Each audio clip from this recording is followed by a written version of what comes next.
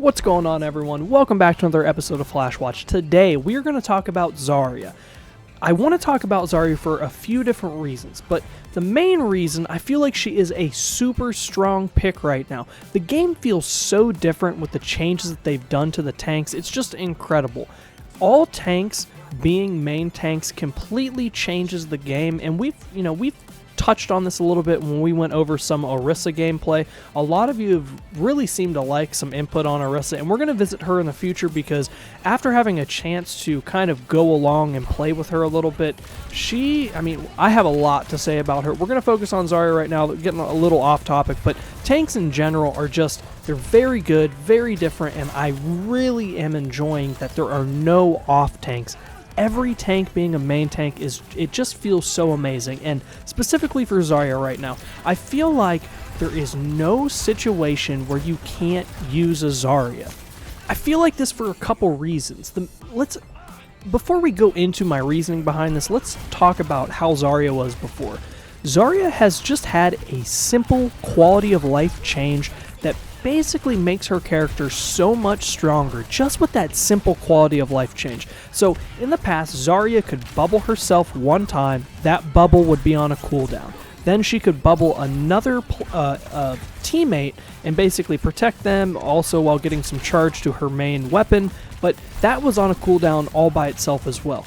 Now you have two bubbles and you can use them either on another teammate 2 times or on yourself 2 times, or one for each. You have situational use for your ability, which you didn't have before. I mean, you did, but it was 1 for 1 even though you had 2 bubbles. So now they're just allowing you to use 2 in any situation, in any scenario, whenever you feel it being necessary.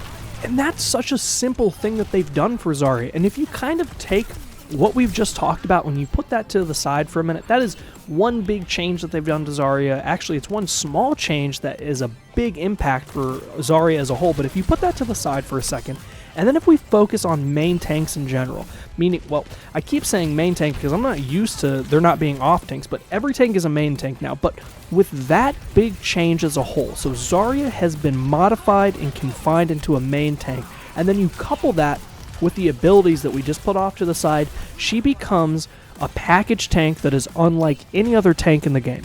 Zarya basically just has it all. She can protect her team from damage while powering herself up. She can protect herself from damage while powering herself up. She has a beam that can just do a constant stream of damage at different damage outputs. And then she can turn them into a bomb and just blast people from the distance, and it's just amazing the kind of strength that Zarya has in Overwatch 2 right now.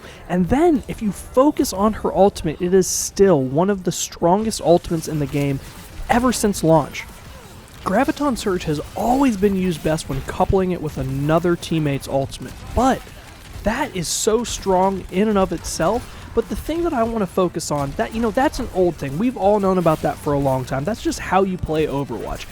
But Zarya is so strong right now that literally 80% of the time, if you use the ultimate and you are powered up, you're going to be able to take out the entire team yourself. They're going to be there right in front of you. You can bubble yourself to protect yourself from all the damage that they might fire at you. And then if you're powered up, you can just drop bombs right in the middle of that thing. And you've always been able to do that, but there were a lot more barriers, a lot more armor, a lot of other things that were getting in the way of you trying to take down the team by yourself. I'm not sure if they're going to take a look at Zarya in the future and either nerf her or kind of change her around a bit to make her more balanced. I feel like she's in a good place, but I do feel like she is a super strong pick, probably S tier in the Overwatch ranking list when it comes to tanks right now. If you watched one of my previous videos about Brigitte, then you know that I talked a little bit about how well she pairs up with Zarya, but it's not just Brigitte, it's all the other characters in the game. But let's focus on Genji for a second. I've heard a lot of people in the Overwatch community talk about how Genji isn't really balanced right now, and he's kind of underwhelming compared to all the other changes they've done to all the other characters in the Overwatch 2 beta. I'm not sure I necessarily agree with this. I still feel like if you are a strong Genji player or you have a strong Genji player on your team, he can still get in there and do some work. But if what people are saying is true, then all the more reason why you should be pairing Genji up with Zarya. Even unbalanced, underwhelming characters in the game right now can be brought up in power if paired with the right characters. I mean, that is what Overwatch is all about. I mean, That's the simplicity of Zarya's ultimate. All it does is pull people together. It pulls the enemy team together so that whatever you and your team come up with, you can make happen and take out the enemy team. This is why if you play an extremely strong tank right now, well, honestly an extremely strong Zarya right now, you'll be able to lift up the underpowered out of meta heroes at the moment in the Overwatch 2 beta and kind of bring them to the spotlight.